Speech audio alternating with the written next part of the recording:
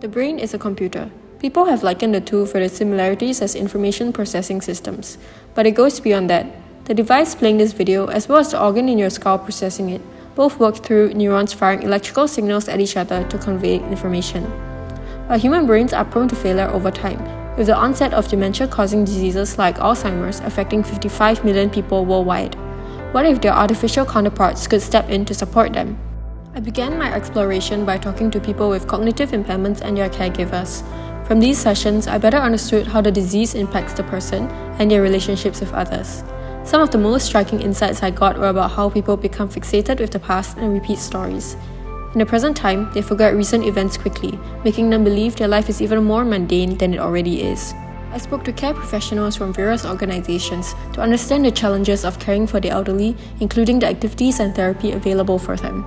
One of them is reminiscence therapy, which uses stimuli to help seniors recall events from the past.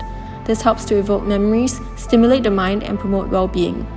This was particularly interesting to me as it aligns with Erikson's stages of psychosocial development. It states that in late adulthood, individuals contemplate their life and accomplishments, shifting between feelings of integrity and despair. However, for older adults grappling with cognitive impairments, it can be challenging to reflect and reach a sense of fulfillment. I conducted observations at 2 different nursing homes and sat in for an experimental group reminiscence session, as it's usually one-on-one with an occupational therapist. The facilitator engaged 5 seniors in reminiscing about childhood pastimes, creating a flurry of discussion with multiple conversations going on at the same time. This demonstrated that the seniors were still cognitively able to engage with other fellow seniors in a way that was perhaps even more meaningful. In literature, reminiscing with personal items was found to become a memory test for labels and descriptions, whereas generic items spark different recollections in different people, thus encouraging the sharing of stories and social reminiscing. In my prior research, I was able to test this out and substituted the generic items for AI images to balance specificity and genericness to moderate success. For the center workflow, staff were concerned with manpower, as each senior required a lot of attention and assistance. The large group of seniors was also difficult to engage, as their cognitive impairments often caused them to lose focus during activities.